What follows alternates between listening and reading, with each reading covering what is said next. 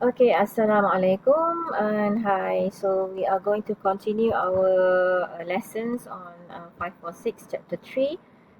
So I'm continue the video for this one is from the Islamic financial market. Okay, from the Islamic financial market. Okay, so this is a part of the for the chapter 3s for the institutions and market. So we have the Islamic financial markets for this one, whereby we would like to know how does this Islamic financial market started to develop in Malaysia, and how is it going right now, and so on. Okay, so let's take a look on the next slides. Okay, for this one. Okay, the development of the Islamic markets in financial market in Malaysia. Okay. So in bahasa, bila kita bercerita tentang Islamic financial market, you have to bear in your mind bahawa we are actually letting you know about the trading of bonds, which is Islamic, the tradings of shares, which is Syariah compliance, okay, the trading of a lot of derivative instrument yang semuanya adalah berbentuk Syariah compliance, okay. So over here we are trading this kind of instruments actively, okay, actively in the whether in the Bursa Malaysia ataupun kita katakan kita actively traded those kind of instrument di pasaran luar sana. Okay, right. So let's take a look on how this, especially the Islamic interbank money market. Okay, the Islamic interbank money market being first developed in Malaysia. Okay, so um, so the development of BNM operations in Islamic money market. Okay, the Islamic money market instruments. Okay, so kita tengok. Okay, bila bercerita pasal money market ni, you kena faham lah kita trading segala instruments yang financial market instrument yang ada, okay, di pasaran, right. So those market is actually bukanlah wujud secara fizikal. Of course there is a physical building such as yang you boleh nampak bangunan Bursa Malaysia dan sebagainya. Tetapi when we are dealing with this money market instrument, mostly transactions being done secara online kan. So you are dealing with brokers, sometimes you are dealing with the investors, with those banks, okay, who provides those instruments. So it is actively being traded lah sebenarnya, walaupun kita tidak nampak lah market itu secara physical. Okay.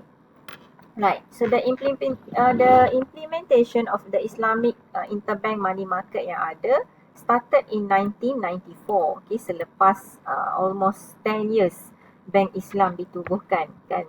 So around in 1999 kita started to introduce the introductions of Buy Al-Inah, okay, funding facility, right? Buy Al-Inah funding facility, and we also have the mudarabah money market tender. Okay, so if you could recall, kan, the buy al-inah concept, boleh ingat lagi agaknya during our last lesson, okay, about buy al-inah kan.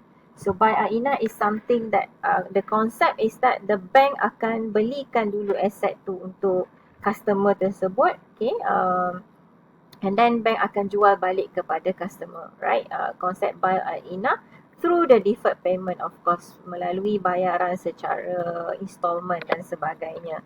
So at later date, okay, normally in the buy al-inah concept, the bank akan repurchase aset tersebut dan diserahkan kepada customer secara cash terms lah, kan. Depends on such contracts that they all contracts that they all sign together. Depends on types of contract, depends on the type of facilities, what kind of facilities that they are traded and so on. Okay, and the concept of mudarabah also. Okay, so I hope you boleh ingat lah mudarabah. is a kind of capital financing contract, okay, whereby one party will provide the capital needed, and they will become the entrepreneur and offers such a labor or expertise in those project. And um, later on, if there are any profit that comes from the project, so they will be divided between those two parties that already contracted. Okay, so mereka akan membahagikan keuntungan yang ada. Of course, mudharabah is a profit sharing contract yang mana financial losses biasanya ditanggung oleh pihak bank, kan. So kat sini kita ada konsep mudharabah money market, kan. So konsepnya sama, cuma yang dia traded adalah instrumen-instrumen yang ada dalam money market lah. Okay. So ini yang mula-mula diperkenalkan secara Islamik. And BNN, this one. Okay, so after that we have during the year 2000, okay, the year 2000, so they started to introduce the BNNN, okay. So what does it mean by this BNNN? Okay, so BNNN, right? BNNN. Right. Let me draw this one. Okay. So this is what we call as BNNN. Okay, BNNN. Right. What does it mean by BNNN? Okay. So it's actually the bank negara, okay, bank negara instruments, okay, the bank negara monetary instruments, or you can say as the bank negara, okay, bank negara um negotiable instrument, bank negara negotiable, okay, notes or instruments. Okay, that's why it is called as BNNN. Okay, N and triple N over here. Okay, Bank Negara Negotiable Notes.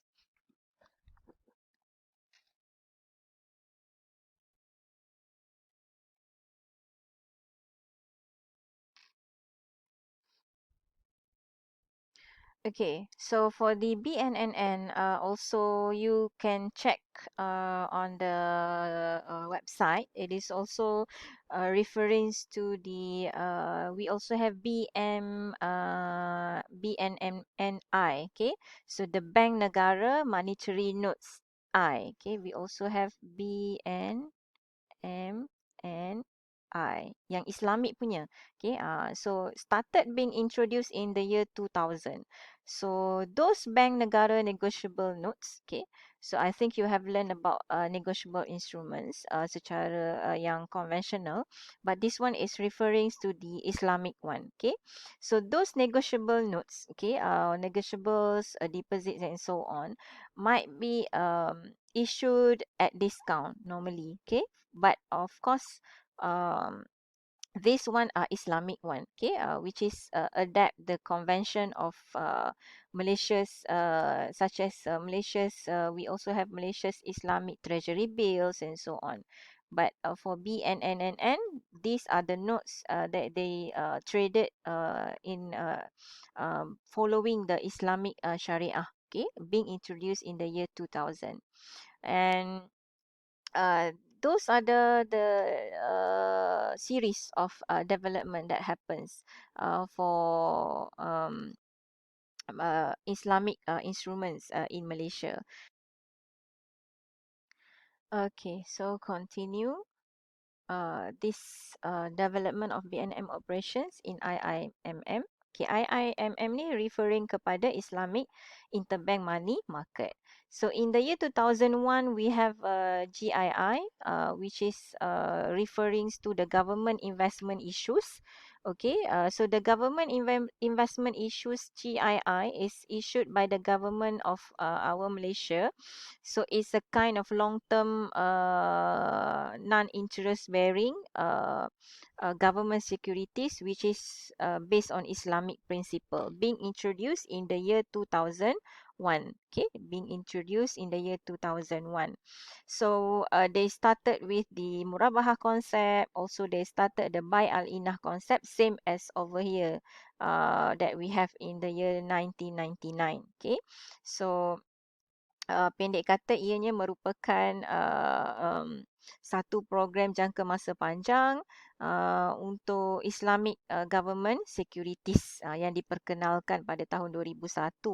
And a year after kita ada sale and buyback tender introduced via FAS. FAS ni merupakan satu sistem, okay, yang wujudlah satu sistem yang wujud dalam kita punya um, sistem di Malaysia. So sistemnya macam mana? For the FAST ni adalah dia issue all of the debt dan money market securities tu yang sudah tentunya yang traded dan approved by BNM. So FAST ni merupakan suatu sistem yang memudahkan lah untuk facilitate kita punya trading. So nama FAST ni di-adapt daripada fully automated system for issuing and tendering. So dia merupakan satu sistem khas yang mana di sinilah bank negara menggunakan sistem tersebut, okay, untuk issue all the debt securities, all the money market macam tadi notes ke apa ke, negotiable notes and so on, mereka menggunakan sistem FAST. Okay. So ini adalah salah satu sistem yang memudahkanlah untuk transfers all the dan trading all the transfers the information, trading the notes and so on. Okay, fast, right?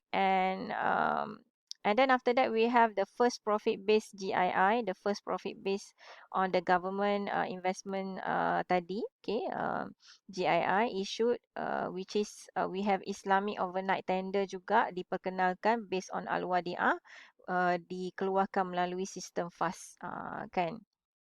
Alright. So 2004 maaf tertinggal. So at the year 2004 we have the first Malaysian Islamic Treasury Bill. Sebelum ni sebelum tahun 2004 kita hanya ada Treasury Bill yang bil perbendaraan yang konvensional. So started in 2004 we have the first Malaysian Islamic Treasury Bill being issued over here. Okay. And next, we have Bursa Suk Al-Sila. Okay, Bursa Suk Al-Sila. Cantik nama dia kan? Kan. So, Bursa Suk Al-Sila ni apa sebenarnya? So, it's actually merupakan satu platform. I call it as platform. Sekejap, saya conteng kat sini. It's a platform yang digunakan oleh Bursa Malaysia untuk trading those derivative based on commodities kan, untuk trading those derivative based on commodities such as the crude palm oil, CPO kan. So kita guna electronic platform yang diberi nama Bursa Suk Al-Sila. So di launch pada ketika itulah kan. So this is merupakan a platform. So daripada sini you can check the development one by one. So how it is being developed throughout the years since 1990s until now. Okay. Alright. So the Islamic interbank money market I will let you know in the next coming video. Okay, panjang jugalah cerita pasal Islamic financial market development tadi So kita akan sambung the Islamic interbank money market in the next video together with the Islamic capital market.